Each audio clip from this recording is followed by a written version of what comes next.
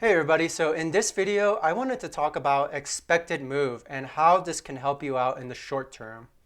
So you've probably seen me post a lot of these Excel spreadsheets with the risk ranges for different stocks. Now I'm going to explain some of the information behind this. So to explain that, I have to go on Thinkorswim. Now, I don't really like using Thinkorswim that much just because I don't really like the charting as much. Now, you might say, well, guy, you're kind of crazy, but I prefer Webull for charting. Now, that's just me. I mean, everybody's a little bit different. But Thinkorswim has this nice little feature, and I'm about to show it to you. So if I go on the options chain for SPY, which is the ETF that's following the S&P 500, I can go out 1 week towards the June 17th expirations. So you might have to squint a little bit because Thinkorswim has all the writing like in like size 10 font or something. It's really hard to see everything. So I hope you guys have your reading glasses. So right here on June 17th, which is next Friday's expiration, we can see the premiums attached to the ask and the bid side. And there's also this nice little number right here. So as you can see, it shows implied volatility. It's saying it's 36.95%. And then it gives us this little number in parentheses, plus or minus 13.617.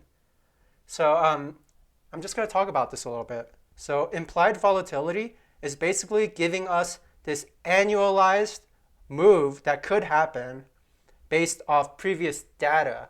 But we don't really want annual information. I mean, that's not very helpful to us. We want information that's a little bit quicker because we're thinking about the short term here if we're just looking at these option contracts. So essentially, what this number is giving us right here, this second number right here, 13.62, this is telling us, well, for next week, by the end of Friday, we can expect a move that's plus $13.62 from the current stock price or minus $13.62 from the current stock price. Now, this isn't directional at all. I want to be very clear about that. This is giving us a range. So this range is essentially one standard deviation. So if you guys are not familiar with standard deviations or you didn't pay attention at all at statistics class in your school, I'm going to explain this to you guys real quick. So let me get my little drawing tool out here. And what we're going to do is we're going to draw this little distribution curve.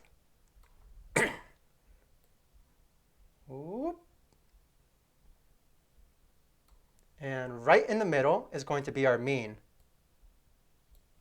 So right now, SPY is trading at 389.80.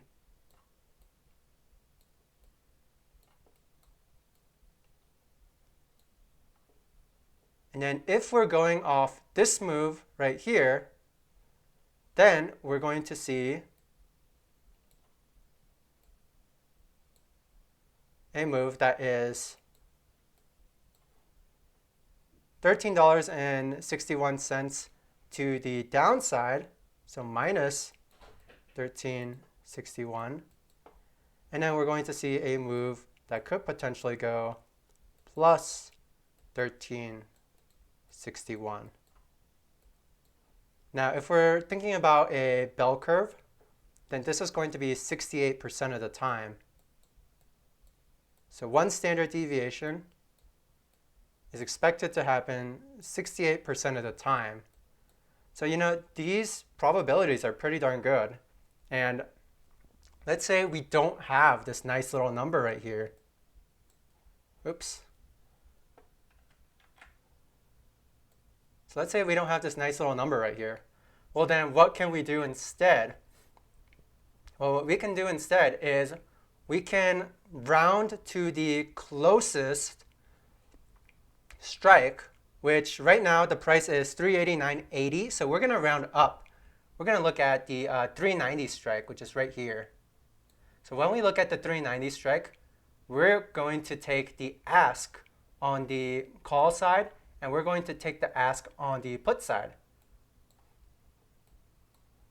So when we take the ask for this contract right here, it's going to be 654 on the call side, and the ask on the put side is going to be 375.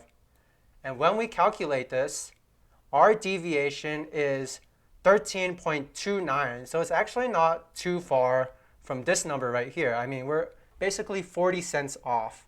So, I wouldn't say it's all that big of a deal.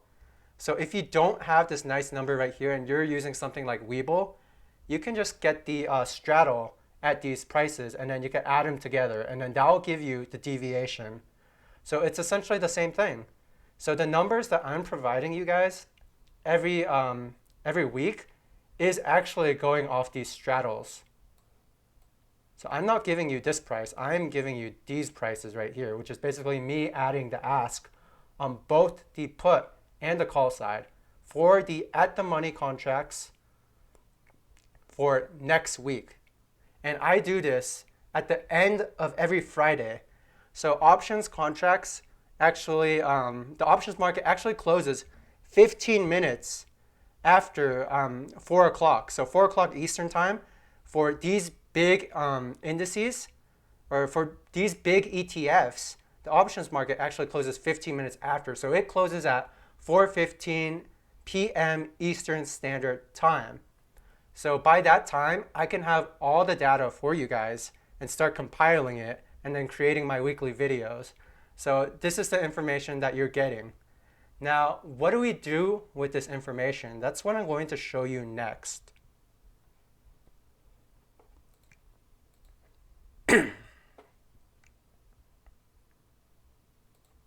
All right. So right now we're looking at a chart of S&P 500 SPY ETF. So the first thing I like to do is I like to just put my resistance and support right at those lines for our expected move. So this is our expected move to the downside. This is our expected move to the upside. And the way that you can use this is, let's say first thing tomorrow morning, which is going to be Monday morning. So let's say first thing Monday morning, we just knife all the way down to this bottom expected move right here, which is right around 376.51. Keep in mind on Webull, I can't get the perfect line right here, so I get close enough.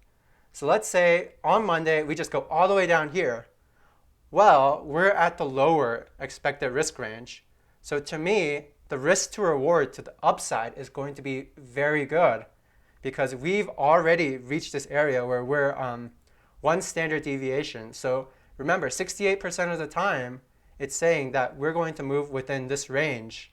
So if all of a sudden we broke to this bottom range, or maybe even down below, well then, we have 4 more days to possibly move back within this range.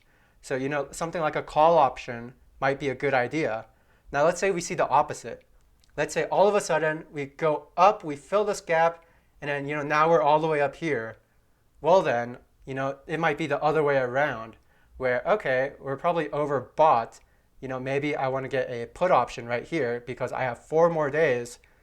And, statistically, price action is going to move 68% of the time within this range. So that's the way that you can use it. But you also want to think about what's above and below these lines, because this is accounting for 68% of the time. So there is this chance that 32% of the time we're going to move out of these deviations. So you always want to think about that too. So if I'm just looking, okay, what's below this line? Well, what kind of support do we have? Well, I think we have support right here.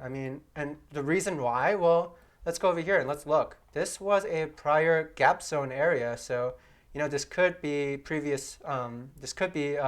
support.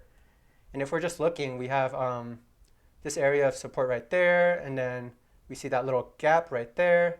We also see this little gap area right here, which got filled. And then we're seeing bodies of these candles land right around this area. Now, what about to the upside? Well, the thing that's a little risky right here is, we're looking at the 20-day moving average right now, and it almost lines up with this upper risk range. Now, if we're also looking, a little bit below that is the gap fill area. So there's this massive gap right here, and let's say we gap up and then we make it slightly above this. Now, there's a lot of bulls that are going to say, oh, okay, we're going to go to all-time highs, something, something, something. But, maybe it was just a cap and then we just dump from there. So, you always want to think about these things. And then where is the next resistance? Well, I would think the next resistance, if we make it above this line, could possibly show up right around here.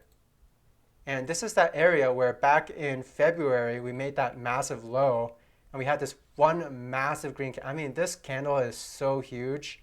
This is probably like record-setting candle right here for a one-day move. So we could just possibly gravitate back towards this area. Now notice that this is also where we started selling off massively. So this could be a strong area of resistance. So if we do break above this upper risk range, the next area that you'll find resistance right here is around 408.53. So that's about, like a little bit over 1% to the upside. So you want to be thinking about these things. So I hope that this video has helped you guys out and how you can understand why these weekly risk ranges could be important and could help you with your trading strategy. Now, hope you guys have a great day and enjoy the rest of your week.